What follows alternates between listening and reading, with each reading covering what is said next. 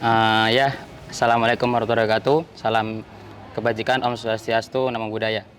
Selamat datang Mbak Aji di FIB UGM. Terima kasih sudah mau datang. Sebelumnya perkenalan dulu ya Mbak. Oke. Aku Abil dari FIB 2022. Ini teman saya. Saya Yang Iman Kinas Gusti dari FIB 22. Dan kita ada kedatangan narasumber. Bisa perkenalan dulu Mbak. Baik, halo kawan-kawan semua. Ya.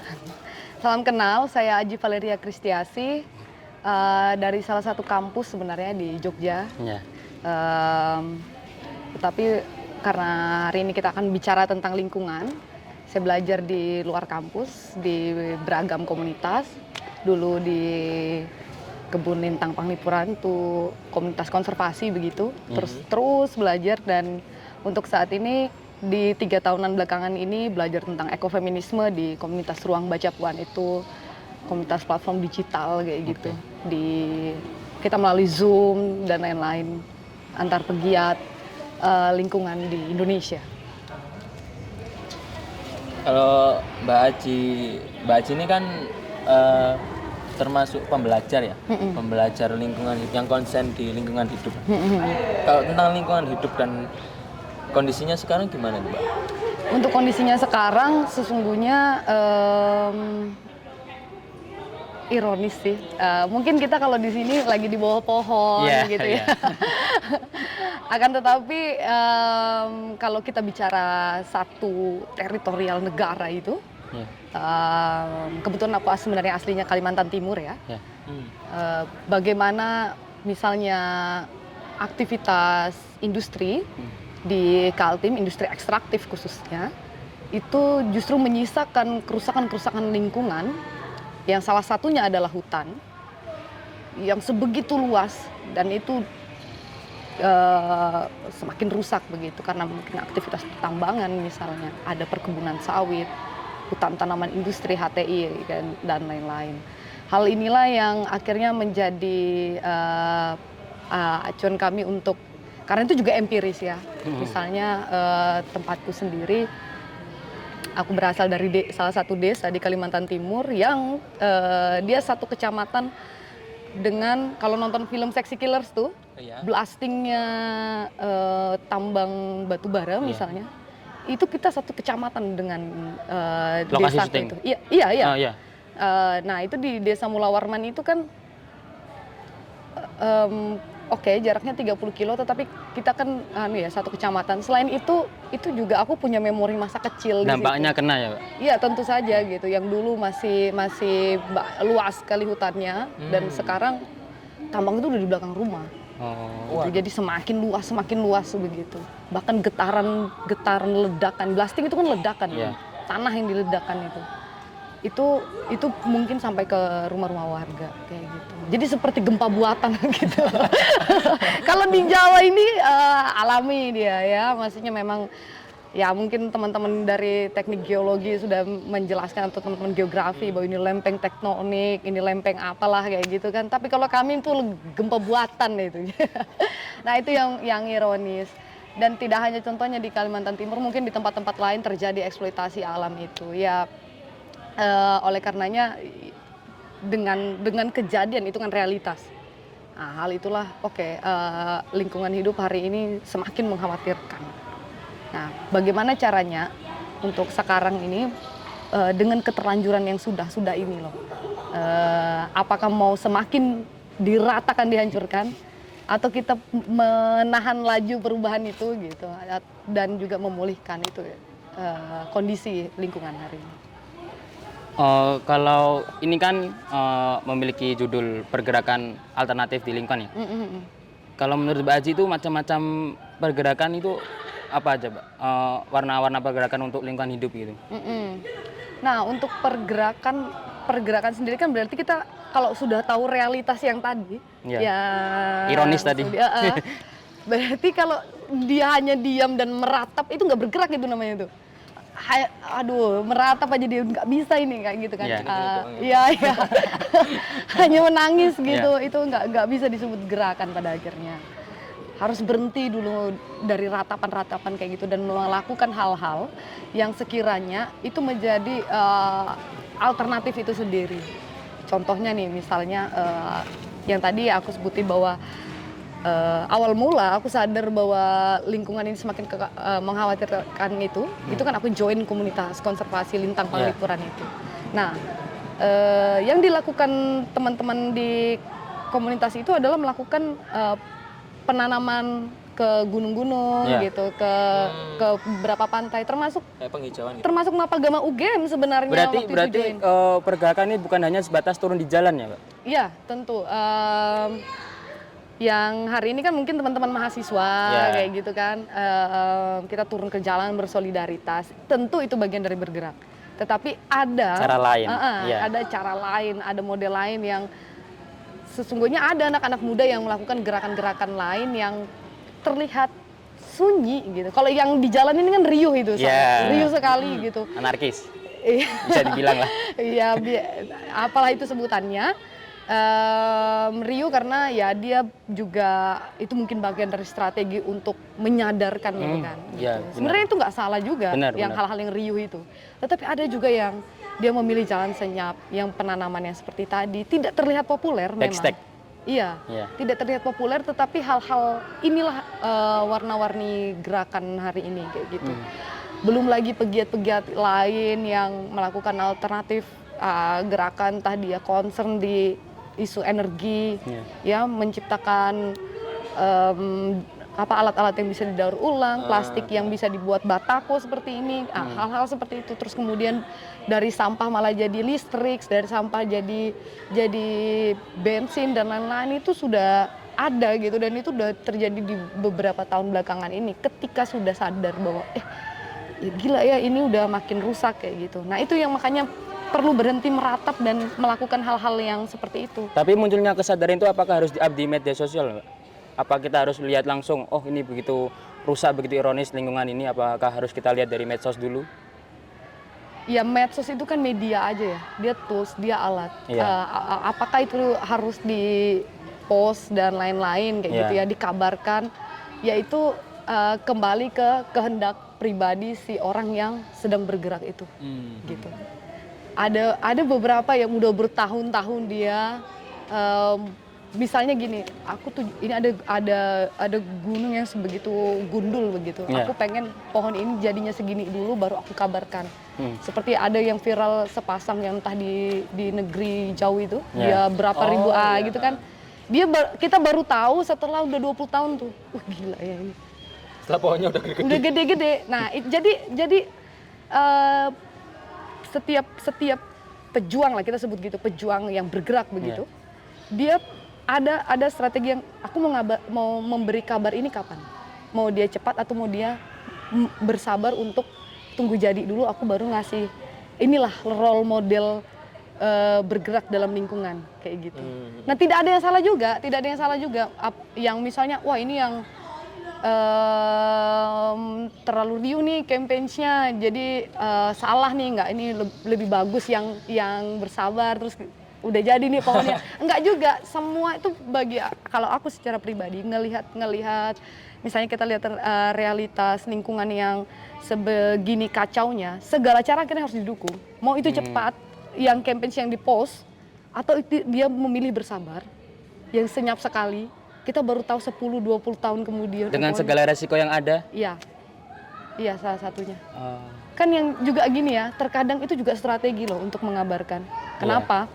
Misalnya dia lagi nanam pohon nih, nanam pohon reboisasi ya, yang kayak gitu-gitulah ya, sudah setinggi ini. Bayangkan kalau dia tidak mengabarkan di medsos dan lain-lain, dan dia nggak tahu lahan itu ternyata akan ditambang. Nah, siapa yang akan membela? Karena kan kita nggak tahu, dia nggak ngabarin kayak gitu. Nah itu akhirnya beberapa upaya-upaya mungkin pegiat lain yang sedang melakukan itu ya, karena dia tidak ngabarin, dia tidak ini ya, akhirnya dalam tanda kutip agak sia-sia gerakan. Nah itu jadi kenapa aku secara pribadi tidak bisa bukan menghakimi, tapi lebih ke mana yang lebih ideal, mana yang itu adalah bagian dari kehendak pribadi si pegiat untuk meyakini bahwa jalannya oke, aku akan bersabar, oke, aku akan mempercepat ini dengan mengabarkan supaya apa yang kulakukan, misalnya yang tadi pemulihan lahan gitu ya, yang tadi pemulihan lahan itu bisa didukung dan dilindungi oleh banyak orang. Jadi ketika ada ancaman eksploitasi itu, jadi lebih cepat solidaritasnya. Itu kan bagian dari itu ya, ketika mengabarkan di medsos itu. Iya. Itu yang tak tangkap ya, tak refleksikan juga selama ini. Mbak, Gitu. terus itu kita kan dari Fakultas Ilmu Budaya gitu Mbak ya, yang menyangkut tentang warisan budaya berupa sastra dan kayak arsitektur dan lain-lain Mbak. Kalau yang tadi kan menangis itu kan bagian dari meratapi, itu kan tidak termasuk bergerak. Lalu kalau menurut saya ya, yang dari opini pribadi, menulis dan menyampaikan apa yang kita rasakan juga termasuk menangis gitu loh Mbak. Nah, kira-kira hal kayak gitu itu, tapi dampaknya ada gitu. Oh, ini dibaca banyak orang, ini menyadarkan kelompok ini memberi edukasi kepada ini. Apakah itu bisa dibilang bergerak atau tidak? Aku pastikan bisa. Yang tadi yang aku katakan menangis itu kan ekspresi emosi. Iya. Kalau tulisan itu dia menuangkan itu. Menuangkan itu di dalam bentuk lain yang tidak hanya air mata begitu. Dia seperti ditransfer energinya, terus kemudian tulisan itu dibagi, dibaca gitu. Agar orang-orang lain merasakan juga gitu, Pak. Yes, jadi sadar, sedih juga ya, kayak gitu. Sedih juga ya kampungnya Aji aja, gimana ya kayak gitu kan, sedih juga kayak gitu. Ya karena aku juga menulis gitu kan. Untuk akhir-akhir ini aku dalam setahunan belakang belum lagi bergerak di hal-hal yang tadi tentang penanaman dan lain-lain karena aku sedang skripsi, terus kemudian aku juga belajar menuliskan esai, puisi dan lain-lain. Itu adalah bagian dari transfer energi yang selama ini aku lihat kayak gitu, yang selama ini aku rasakan, yang selama ini aku lakukan, gitu. Baru tadi banget aku nyantai gitu ngelihat timeline dan ada satu yang dia sangat ngena sekali gitu ya. Jadi kurang lebih kayak gini tuh. Kutipannya kurang lebih kayak gini. Satu peluru itu hanya menembus satu kepala. Tetapi satu tulisan itu mampu menembus ribuan kepala. Itu jadi aku secara pribadi yang awal mulanya gila nih tulisanku siapa yang baca kurang lebih kayak gitu. Kalau nggak tembus media mana dan lain-lain yang sudah jelas dia ada pemerhati pembacanya begitu ya. Tetapi itu kan menjadi penguat bahwa mungkin teman-teman yang dan dia tidak tahu cara menanam dan lain-lain, tetapi dia sebenarnya tergerak untuk kondisi lingkungan hari ini. Nah, tulislah itu. Misalnya dalam bentuk karya sastra, puisi, cerpen, prosa, dan lain-lain. Karena apapun yang teman-teman tuliskan, yang tadi aku bilang, kutipan itu kan kuat sekali, dia mampu menembus ribuan kepala itu. Kayaknya lebih kuat puisi ketimbang skripsi itu. Itu loh, jadi kayaknya karena skripsi jenuh sekali gitu ya, polanya sama saja. Kalau aku secara pribadi ada beberapa jurnal yang harus aku baca, kayak gitu. Misalnya menilik beberapa lokasi, tapi kalau yang lain, aduh kayak udah jenuh gitu. Kayaknya puisi jauh lebih ngena gitu, menembus itu. Kita nanti bikin puisi aja Mas. Gak usah skripsi ya? Waduh. Kalau aku bisa bikin syair sih. Bisa sih. Oke. Gitu. Tapi soalnya itu realitas gitu. Kenapa puisi jauh lebih kuat menembus ribuan kepala timbang skripsi gitu misalnya. Kayak gitu kan. Gitu. Jadi ya warna-warna pergerakan yang tadi dibilang itu akhirnya sangat beragam. Sesuai dengan ekspresinya itu. Ekspresi masing-masing kayak gitu. Dan kemampuannya juga itu Mbak. Tentu. Ada beberapa yang mengakui penulis yang kami nggak sempat untuk menanam anjing, kami nggak sempat, tapi kami tahu bahwa sudah mulai sadar bahwa hari ini lingkungan semakin mengenaskan begitu. Yang akhirnya oke, catatlah kayak gitu. Karena misalnya ada satu pegiat begitu, dia sambil menanam dan sambil menulis, itu susah banget loh nge-balance kan. Karena ada energi yang perlu bagi. Kayak gitu. Dia dari pagi dan sore misalnya harus menyiram dan lain-lain begitu ya. Terus kemudian bagaimana meluangkan waktu untuk menulis lagi itu agak sulit rasanya. Dan alangkah lebih indahnya akhirnya ada yang mungkin dia merawat gitu kan, merawat tanaman dan lain-lain, atau lagi experience yang recycle dan lain-lain kayak gitu, dia bersama dengan tim-tim yang mampu menuliskan apa yang lagi digerakkan gitu. Itu kan bagian dari mentransfer gerakan-gerakan itu untuk di dalam tulisan untuk bisa dibaca oleh banyak orang. Menyadarkan banyak orang. Iya, gitu. Bisa menembus ribuan kepala yang lagi nggak lihat itu gitu. Yang tadi itu gitu. Jadi masuk gitu. Gitu. Makanya ada kebetulan aku punya kakak budayawan gitu. Kita diskusi tentang teks itu. Beliau tuh ngingatin juga bahwa ada namanya the power of words, itu kekuatan kata-kata itu. Jadi kekuatan kata-kata itu ya menulis. Kalau dulu kan kesadaran itu kan melalui lisan itu, yang ditangkap oleh telinga itu. Ketika kamu tidak tidak menyimak dengan baik apa yang diberi petua oleh para kakek nenek kita, leluhur kita, itu kan kita nggak nangkep, akhirnya kita tidak mendapat pengetahuan apapun dari dulu itu yang sudah ada sejak dulu, entah ritual misalnya bentuknya, entah nyanyian, entah apa tarian dan lain-lain ya kan. Kalau tarian sih perlu dilatih juga. Nah tapi tulisan itu akhirnya itu kan bentuk pengetahuannya bisa ditangkap oleh mata, baru diolah oleh otak dan lain-lain kayak gitu. Oke lah sekarang ada yang dibacakan gitu, akhirnya dia aktivasi telinga lagi. Tapi sebenarnya tulisan itu dia seperti 2 kali kerja ya, yang awal mulanya dari lisan itu, terus kemudiannya jadi tulisan itu. Jadi dia bisa ditangkap 2 indera kita.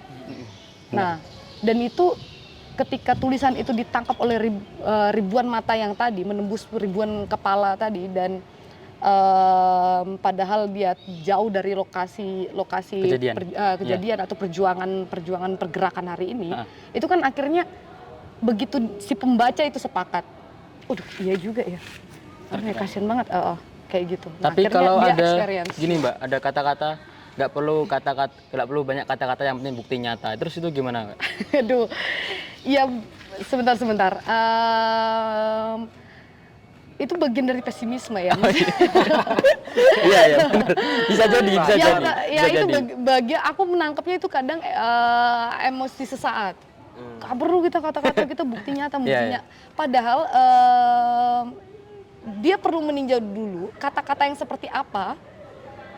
Apakah kata-kata itu hanya hal-hal yang picisan, hal-hal yang tidak membuktikan apapun, atau dia memuat beberapa data yang sebenarnya itu bagian dari bukti nyata itu, hanya dia bentuknya file tulisan itu, gitu. Jadi ya makanya tadi yang tidak butuh kata-kata, hanya itu kayaknya selagi itu emosi sesaat yang aku tangkap, emosi sesaat itu juga pesimisme itu, atau dikurang membaca aja, meremehkan orang-orang yang gemar membaca misalnya. Benar, itu bahaya loh, itu bisa membius orang dan orang jadi malas membaca kayak gitu.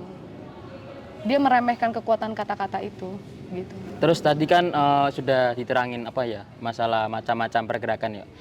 Kalau tentang ide alternatif pergerakan apa aja Mbak? Kira-kira itu? Untuk ide,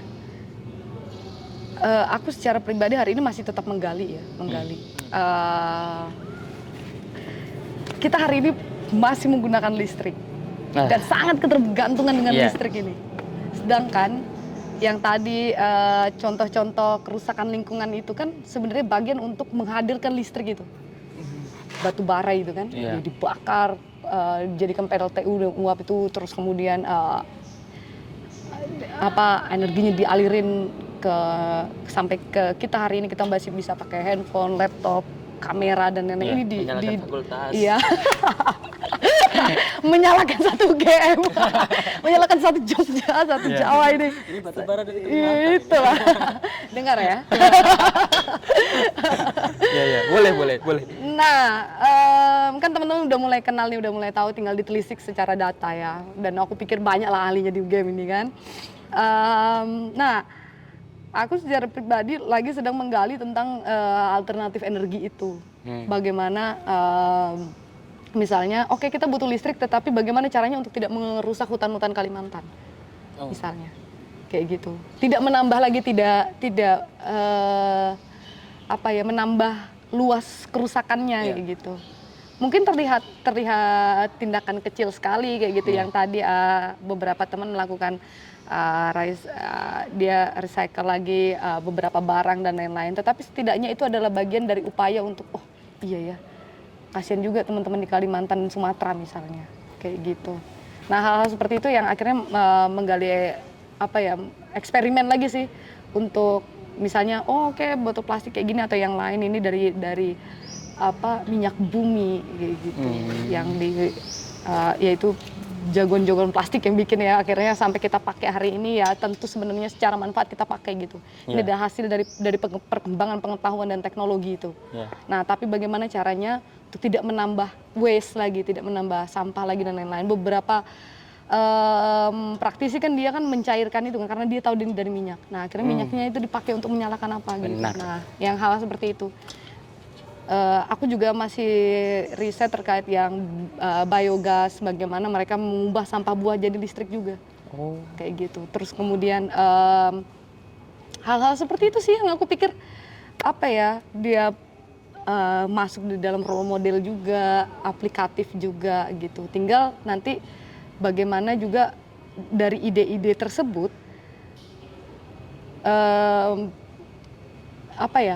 kita juga meninjau dari regulasi di negara ini. Ada loh yang pegiat-pegiat yang sebenarnya cerdas gitu, dia sadar akan kondisi lingkungan, dia eksperimen, tapi dia terhambat dengan regulasi hari ini. Kayak gitu. Itu baru praktisi, belum yang teknisi, belum yang peneliti dan lain-lain. Kalau teman-teman cek bagaimana ada salah satu lembaga begitu dia concern di isu-isu energi, yang didesak salah satunya itu kebijakan. Berarti menurut Mbak Aji, pemerintah juga harus mewadai ini semua?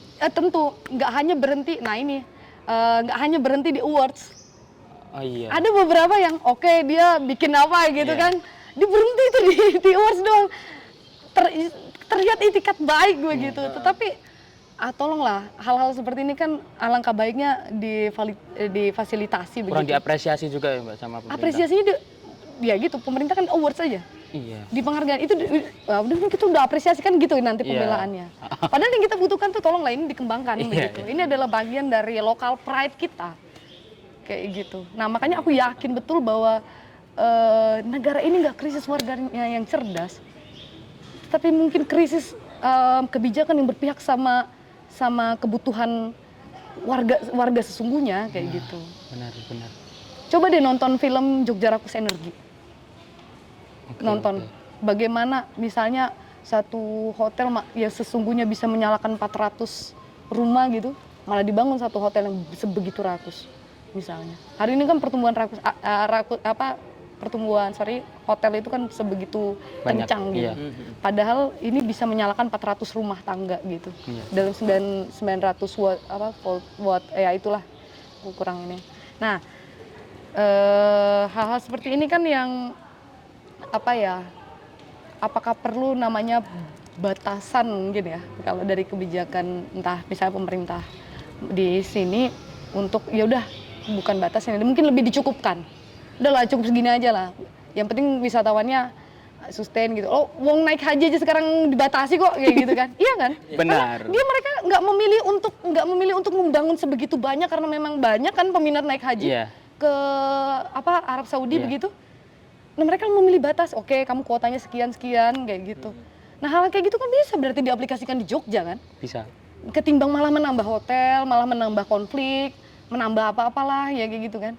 Oke, datang ke Jogja kamu kuotanya minggu sekian ya gitu. Kamu aturlah cutimu kayak gimana gitu. Boleh-boleh aja datang ke Jogja yang sangat ramah tamah ini diakui di mana-mana gitu kan. Ramah banget, Mbak.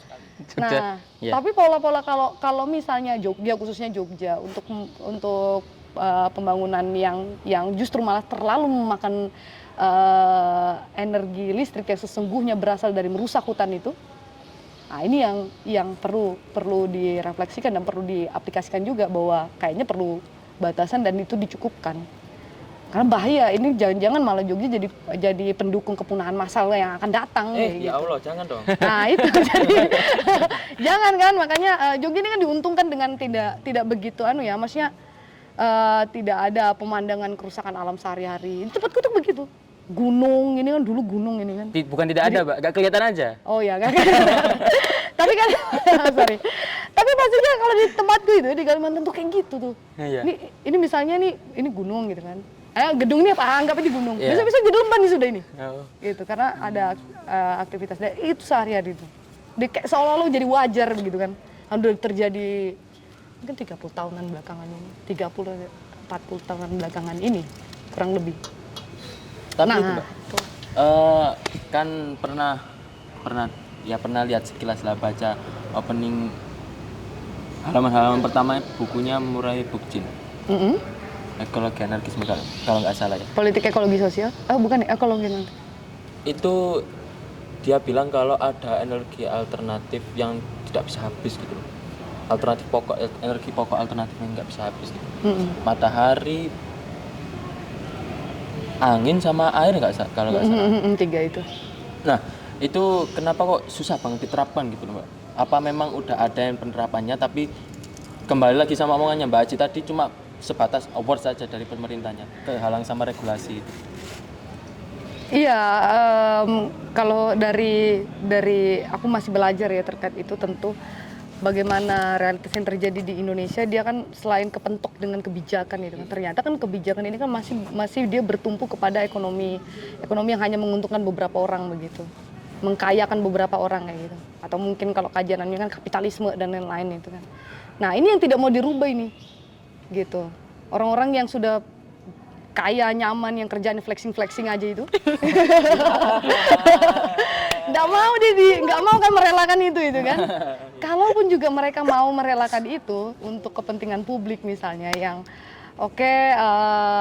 alokasi dana untuk pengadaan yang solar panel yang tadi yang untuk matahari, terus kemudian angin dan juga air itu ya tentu bisa kayak gitu pada akhirnya bisa kan pengadaan seperti ini ya, tetapi kepentok kebijakan yang tadi itu yang pada akhirnya dengan sangat terpaksa industri ekstraktif masih terus berjalan kayak gitu. Dan itu realitas hari ini yang terjadi. Bukan tidak mungkin yang Mbak Agi, ya itu yang karena aku bilang bahwa aku yakin bahwa negara ini tidak krisis orang cerdas. Toh berapa sih teman-teman kita yang bisa berangkat ke luar negeri dan akhirnya berarti kan cara berpikir kita dengan yang di barat dan lain-lain itu sebenarnya punya kapasitas yang sama. Benar. Mereka ini kan hanya perbedaan kurikulum aja begitu. Apa yang dipelajari mereka dan apa yang kita pelajari begitu. Tetapi ada loh teman-teman kita yang berhasil di sana kayak gitu. Kan itu kan bisa menjadi sampel bahwa terlepas dari ini kecerdasannya IQ-nya berapa itu nanti dulu ya. Tetapi maksudnya adalah kita punya kemampuan.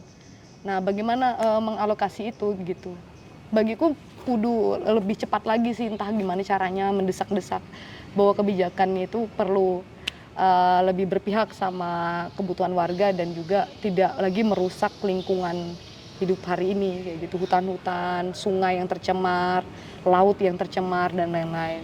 Nah, bagaimana ini untuk mengantisipasi stand effect yang udah terjadi hari ini kayak gitu, supaya tidak lagi terulang kayak gitu. Bukan tidak mungkin, pasti bisa, cuman tinggal ya itu yang tadi difasilitasi. Aku baru menuliskan itu juga soalnya. Bagaimana ini perlu difasilitasi sesegera mungkin, dan mungkin enggak, karena jadi ada ya penelitian dari itu, tapi judul bukunya The Limit of Growth, bahwa hidup di bumi ini, bumi dengan kondisi lingkungan hidup dan lain-lain itu punya batas, namanya batas pertumbuhan. Kayak gitu. Ada batas pertumbuhan. Dia meninjau dari polusi, pertanian, manusianya, perkembangan teknologinya, dan penelitian itu sendiri. Dari dulu penelitian sudah banyak gitu. Udah paling tinggi dia grafiknya itu, ketika mereka urutkan itu. Yang paling menantang itu sekarang, yang bukan menantang ya, ancaman, itu adalah naiknya angka polusi bersamaan dengan naiknya jumlah manusia itu. Populasi itu dia meningkat tajam itu. Nah kemudian akhirnya karena lahan kian dirusak, entah itu kepentingan industri ekstraktif yang tadi mungkin ada aktivitas pembangunan tol dan lain-lain, itu akhirnya kesediaan lahan pertanian tuh menurun. Nah tiba-tiba nanti angka manusia bisa menurun drastis gitu. Entah itu nanti 2040 atau berapa. Nah di ilmu teknik itu kan ada namanya proyeksi. Ketika dia bikin ini di tahun-tahun sekian itu ini apa yang terjadi, karena mereka yang paham dampak dari canggihnya teknologi itu kayak gitu. Nah dari situ sih yang perlu juga ya bukan berarti kita kan FIB ngapain sih mikir kayak gitu, tapi perlu diketahui aja bahwa bahkan itu nanti jadi menimbangkan apakah teknologi yang aku pakai ini menyisakan dampak yang signifikan terhadap lingkungan kayak gitu. Proyeksi bunuh dirinya terapi minat. Waduh. Nggak diajak. Enggak. Nah hal-hal seperti itu yang ya tantangan di zaman ini sih kayak gitu. Bisa jadi juga itu bagian dari seleksi alam juga kayak gitu. Dari tantangan-tantangan, karena mau bagaimanapun secanggih apapun teknologi pada akhirnya kan dia perlu merusak suatu tempat. Kalau nonton film The Story of Stuff itu, kisah barang, bagaimana HP kita ini prosesnya itu dia perlu merusak apa, terus ada air yang tercemar bla bla bla sampai jadi HP kita kayak gitu. Ya ampun, ternyata HP kita menyumbang ini ya. Nah bagaimana caranya untuk di masa yang akan datang juga tidak lagi menyisakan dampak-dampaknya seperti itu kayak gitu. Ditanya nggak lebih parah. Iya. Mungkin kalau menciptakan sesuatu ya teknologi dari para ilmuwan, filsuf dan lain-lain zaman dulu itu kan entah disadari atau tidak ternyata perlu merusak suatu tempat kayak gitu. Nah, apakah merusaknya mau berulang kali atau cukup satu kali tetapi nanti dipulihkan. Nah, tetapi HP kita ini listriknya misalnya berasal dari matahari karena tidak pernah habis itu yang tadi. Nah, akhirnya dari bahan baku listrik yang tadi itu tidak perlu lagi mengeruk-ngeruk lagi gitu loh. Nah, kayak gitu sih yang bagiku juga tadi masuk dari bagian bagaimana penggalian ide-ide alternatif yang untuk kedepannya gitu. Dan obrolan tentang listrik, lingkungan ini dan lain-lain ini juga tidak begitu relevan untuk di tempat-tempat yang tidak begitu membutuhkan listrik yang besar gitu. Beberapa masyarakat ada entah Baduy, Ciptagelar yang lebih memilih untuk membangkitkan listrik dengan tenaga air dan lain-lain. Kan mereka tidak terlibat di dalam, tidak juga berperan di dalam kerusakan lingkungan dan lain-lain. Mereka lebih fokus di komunalnya kayak gitu. Ya perlu didukung yang seperti ini kayak gitu. Ada kan beberapa komunal yang akhirnya memilih kayak gitu. Dan itu tidak salah. Justru kita yang akhirnya ngerenung yang sudah sangat ringkih dan di kota ini. Ya bagaimana ya mendukung itu kayak gitu. Entah itu hanya vote, ini kebijakannya gimana ya. Kalau nggak salah aku belum nelisik lebih jauh sih, katanya ada undang-undang untuk energi terbarukan. Nah entah itu nanti bisa udah disahkan atau belum, aku belum nelisik sampai di titik itu kayak gitu. Tapi mau bagaimana ada disahkan itu sedangkan justru malah yang ada pembangunan PLTU baru kayak gitu-gitu loh, pembangkit listrik tenaga uap baru, yang uap itu yang masih dengan pembakaran batu bara itu gitu. Yang baru-baru ini bagaimana justru tonggak batu bara melewati perairan Karimun Jawa gitu. Aku cuman kasihan sama teman-teman klub diving sih. Saya temanku, aku kan ikut selam gitu. Mereka dulu tuh tahun berapa itu kan transplant terumbu karang gitu. Belum dewasa terumbu karangnya sudah ditabrak lagi sama ini kan. Kasihan banget tuh kayak gitu. Ya oke lah kalau mungkin dulu bukan asal-asal sih, asal bikin project dan lain-lain. Tapi kan sebenarnya sesuatu hal yang di luar manusia itu kan sebegitu mandiri menghidupi itu gitu. Pohon ini dia tanpa kita repot-repot menyiram dan lain-lain udah ada hujan. Dan bahkan daun-daun yang jatuhan.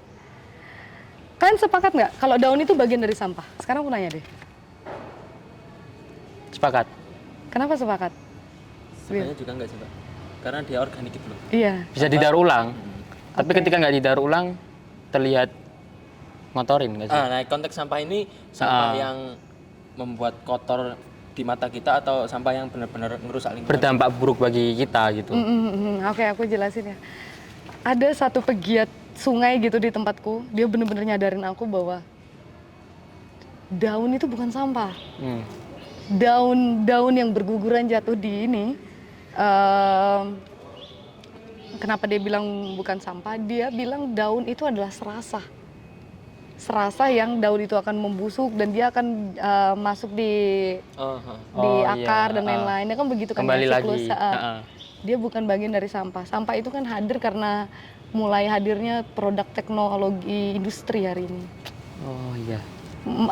Revolusi industri hari ini. Sesuatu hal yang tidak lagi organik, tidak lagi alamiah. Baju-baju kita ini akan menjadi sampah gitu. Jadi kalau memisahkan itu apa itu sampah dan tidak, dia membantu kami saat itu ya. Besi ini bisa jadi sampah ketika dia tidak digunakan lagi dan lain-lain, tidak mengotori yang tadi. Nah, hal-hal seperti itu sih yang membuat aku kayak iya ya, daun itu bukan bagian dari sampah. Daun terlihat kotor mungkin karena landscape misalnya yang kita tempat ini karena dia sudah begini gitu. Jadi yang diperlukan adalah merapikan serasa daun-daun yang akhirnya dikerjakan oleh cleaning service dan lain-lain kayak gitu. Sayangnya dia mau ditumpukan di akarnya kan atau di jari, aku nggak tahu. Atau dibakar aja. Parahnya itu dibakar itu. Kalau dibakar jadi polusi lagi kan.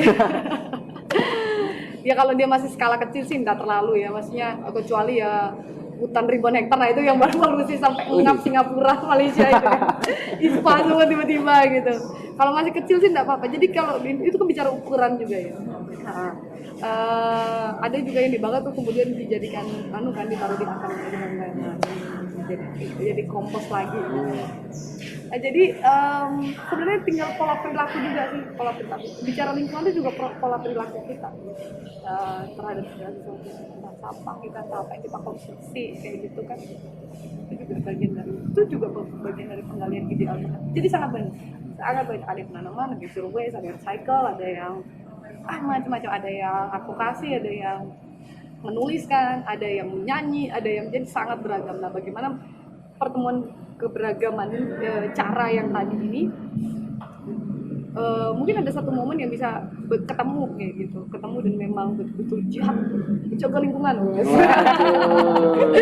jihad bertahan hidup gitu. Gak cuma tangan satu ya, tangan dua gini. Soalnya aku ngelihat keberagaman cara ini seperti ketika lagi masuk hutan yang hutan asli begitu, maksudnya dia dengan keberagaman gitu. Hutan itu kan sebenarnya juga ini ya, awal mulanya dia beragam sekali pohon-pohonnya. Gitu. Ada pohon yang sangat besar, pohon yang tiba-tiba tanaman kerikil kecil-kecil tiba-tiba. Nah, aku melihat misalnya ada ide-ide yang entah itu nanti tercetus nanti sedang berlangsung atau sudah berlangsung yang dulu. Itu seperti sedang masuk di rimba hutan itu. Beragam, ada rotan, ada ulin. Kalau aku di Kalimantan ya, terus ada pohon apa kayak gitu. Nah, aku melihat sekarang untuk orang-orang urban dengan caranya masing-masing itu, apalagi dia benar-benar yakin ini adalah bagian dari perjuangan lingkungan, aku seperti melihat itu gitu. Oh, ada yang nyanyi nih, oh ada yang gambar nih, oh ada yang menuliskan nih, ada yang berpuisi nih. Itu seperti melihat keberagaman itu kayak gitu. Jangan-jangan itu juga bagian dari replika yang sebenarnya diajarkan leluhur dulu ketika melihat hutan dan beragam. Dulu kan juga ini ya, kesenian-kesenian kan hasil dari replika apa yang dilihat di hutan dan lain-lain. Makanya corak-corak batik atau apa kayak gitu kan, ada beberapa yang dia berbunga dan bentuk bunga, atau beberapa ukiran itu dia bentuknya binatang dan lain-lain kayak gitu kan, primata satwa yang ada di hutan. Itu kan sebenarnya dulu leluhur kita itu kan apa yang dilihat itu yang akhirnya tadi imajinasikan entah apa, baru wah dia dibikin apa gitu. Saya nggak jauh, aku ngeliat kakekku aja sih. Jadi kerjanya gitu, kok bisa ya gambar biawak ya kayak gitu. Oh mungkin ini yang dilihat ya kayak gitu. Itu. Ya mukir-mukir sarung mandau itu kan. Oh kayak gini ya. Itu kan sampel kecil yang membuat aku kayak oke, ini kalau dia mungkin hidup di zaman sekarang ya udah lulusan isi terbaik ya. Masalah mukir jago soalnya. Iya kan? Cuman kan masalahnya dulu kan ya dia masih dengan pola survive yang di hutan dan lain-lain, belum masuk modernisme dan lain-lain masuk. Itu dalaman Kalimantan sana. Jadi itulah satu hal bahwa yang tadi ide itu sebenarnya juga kembali menggali nilai-nilai leluhur yang baik, yang dulu-dulu itu juga. Gitu. Aku pikir teman-teman FIB adalah concern di bagian itu ya, mungkin teman-teman antropologi dan lain-lain. Itu bagaimana pola-pola dulu dan sekarang ditelisik begitu. Cukup ya Mbak Aji. Jauh ini kita ngobrol. Udah sampai sana sini dapat banyak juga ini. Cukup, terima kasih. Oke, Terima aku kasih, mohon maaf Bapak. ya kalau ada salah kata dalam penjabaran dan lain-lain. Semoga Siap. berguna. Amin, halo berguna. Makasih Mbak Aji dari kami anak FIB anak baru ini, baru mau terjun. Iya. Semoga ilmunya bermanfaat bagi kita semua ya. Yo. Terima kasih. Yeay.